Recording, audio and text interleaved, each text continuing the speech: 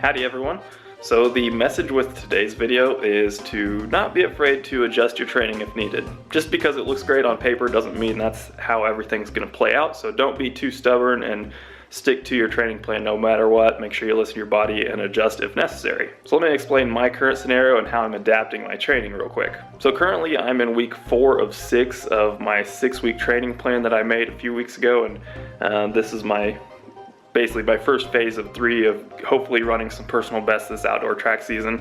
And I actually started running a couple weeks before that, but basically I built up to 85 miles per week in a span of 5 weeks, and that was a little bit aggressive, not super aggressive, because 85 to 90 miles in a week isn't a ton for me, but it's still a fair amount. But then just how everything was tied together. There was no individual workout that was super difficult, but how everything was tied together was more difficult than I was anticipating. So I wouldn't say I was overtraining, but things got pretty difficult and I wasn't really able to train how I was wanting to, so I'm adapting this week a little bit and getting my legs back under me. So since the lactate threshold workout that I showed you last Friday that I was kind of struggling on, I did a 17-mile long run the next day, which was actually a pretty solid average, 6:25 for 17 miles, and that was slightly wind aided though, because I did a point-to-point route and most of it was with the wind, so don't take too much stock into that, but that was actually a surprisingly pretty good run.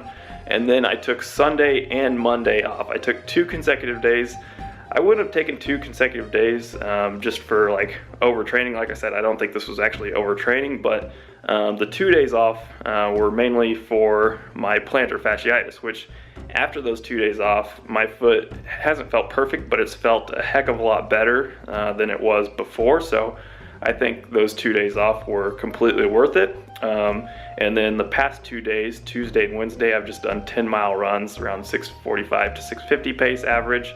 And then today I'm doing a workout. So initially my plan was to run another 85-mile week this week, but I'm cutting that back to 70 miles, except I'm getting that in 6 days, which last week I got 85 in 6 days, so 70 in 6 isn't too much. And then I actually completely omitted one of my workouts. So this week I was originally planning on a lactate threshold run and then a hill workout that was going to be 2 sets of 10 times 200 meter hill. So I completely took out that hill workout just because that's the one that made sense to take out.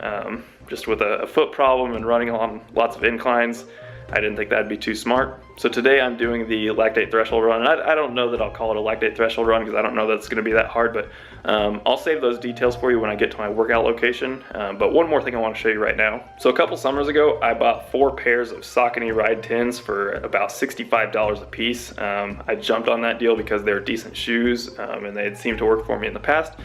And I have finally gotten around to deciding to retire my very last pair of them.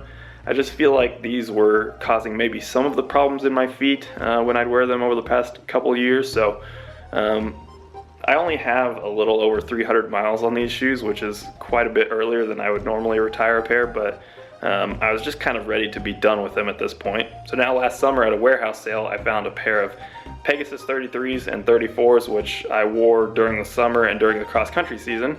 And now I'm finally getting around to the 3rd pair that I bought last summer, and that is a pair of Nike Vomero 12s. I actually wore 1 pair of Vomero 12s in the past and enjoyed them, so I figured I'd jump on that deal last summer as well, and plus it's a sweet color scheme with the white and black and everything. I'm liking them again so far, and it seems to be treating my plantar fasciitis well so far with the past couple days, so we'll see how they feel after this tempo run.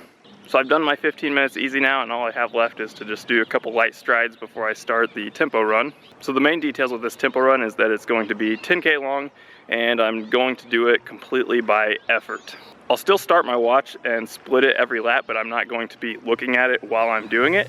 And I'm just going to run completely based on effort. So the main goal with the effort is to remain relatively conservative through about 5K, and then make a decision from there if I want to push it up a little higher or just keep it around there. So just easing back into workouts a little bit with my foot and everything, making sure it responds well. So I don't want to get too ambitious today, but I still want to put in a pretty solid effort. So for the effort that I'm going to be doing this at, definitely going to be easier than lactate threshold effort for a while, And then, like I said, I'll see if I want to progress down to lactate threshold effort, but not over. So that's the plan for today. There's not going to be anything special with the footage from this video because I'm going to be running nonstop. So I'm just gonna set my camera up and get it going.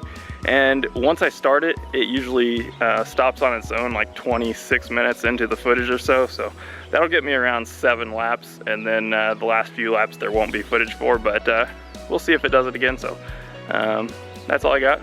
Let's get to running.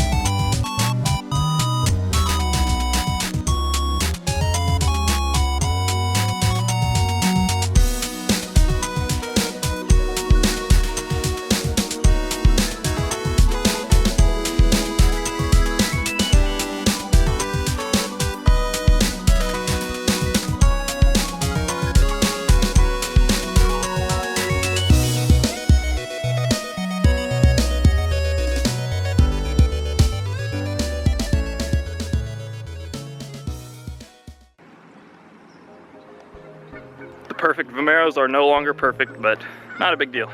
Had to happen sometime, and better sooner than later, so you don't have to worry about it anymore. So first impression on that workout is that it was very, very successful. I didn't expect to run that fast, so let me run you through the splits right now. I know you saw them on the screen before, but just to recap them all. So it was 3:29, 29, 31, 32, 32, 32, 31, 30, 31, and 27. So it's amazing. I find that some of my most consistent workouts are the ones where I don't look at my watch at all. So that's pretty cool. That average isn't too far off what I was running last Friday for my lactate threshold repeats, and I did the same volume with no rest, obviously. Today the weather was absolutely phenomenal. Like the temperature out here is like 50 degrees and there's no wind compared to a pretty breezy day last Friday, so that definitely helped me. But it was nice today to really focus on how I'm running instead of what I'm running. And on top of all that, my foot felt pretty solid through all of that, so definitely moving in the right direction with my plantar fasciitis, so happy about that. So I think that's all I want to say. So once again, very solid workout. I'm not gonna be too ambitious these next few days with upping my training just because my foot's feeling pretty good. So keep this as a down week as I replanned and adjusted and everything. So that'll be it for this video. I'll see you in the next one.